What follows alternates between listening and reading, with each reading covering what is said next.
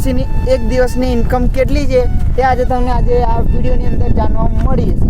તો જય માતાજી મિત્રો, આપણા નવા બ્લોગમાં તમારું સ્વાગત છે. આજે હું તમને કહીશ સૌરભ જોશીની એક દિવસની ઇન્કમ કેટલી છે. તો વાત કરીએ આપણે પહેલાં કે સૌરભ જોશી એક ફેમિલી બ્લોગ બનાવે છે, જે તે દિવસમાં શું કર્યું અને આખા દિવસની અંદર જે મેન જે પાર્ટ હોય છે એ આપણને તમને કહીને એનો વિડીયો એકદમ ઇન્ટરેસ્ટિંગ બનાવે છે.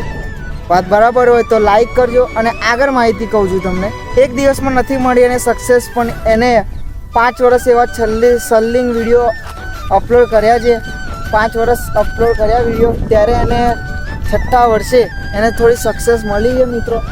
મહેનત એટલે મિત્રો બહુ વધારે મહેનત લાગી છે, કારણ કે એ ભાઈ કંઈ હેશટેગનો યુઝ નથી કરતો, ખાલી સવારમાં અપલોડ કરે છે અને સાંજે એડિટિંગ કરીને સવારમાં અપલોડ કરી દે છે. અને એનો ટાઈમિંગની વાત કરું તો એનો 8 વાગ્યાનો ટાઈમ હોય છે. આપણું એલાર્મ નથી વાગતું ને એના પહેલાં તો એનો બ્લોગ બી આવી જાય છે. તો એની કન્સિસ્ટન્ટલી એવી છે. અત્યારની હાલની બી વાત કરું, 2026ની વાત કરું, આજની તારીખની, તો પણ એ ડેલી જ બ્લોગ નાખે છે. એક દિવસ પણ એની એવું નહીં કે આજે બ્લોગ ને એવું નથી ભાઈ, ડેલી એ બ્લોગ નાખે છે. ડેલી કંઈક ને કંઈક નવું શૂટ કરે છે. આખરનો મોટો બ્લોગર છે, બરાબર. તો કોમેન્ટ કરી દેજો આપણો બ્લોગ ક્યાં પહોંચ્યો અને તમારો કયા ગામથી દેખો છો. અને આપણે મિત્રો સૌરભ જોશીની ઇન્કમની વાત કરું તો સૌરભ જોશીના વિડીયો હોય છે 15, 20 અને 25 મિનિટના હોય છે, એટલે કે લોંગ બ્લોગ હોય છે.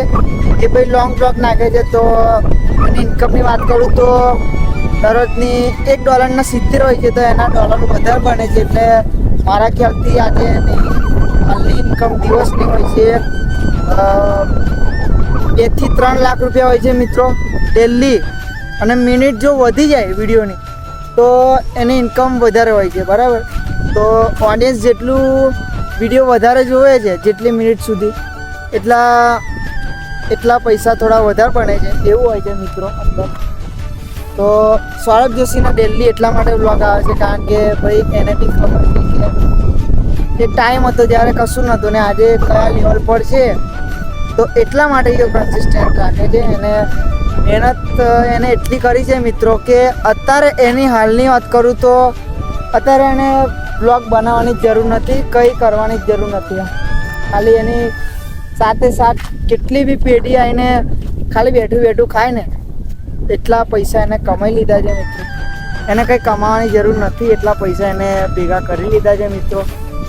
તો આ છે સૌરભ જોશીની કહાની.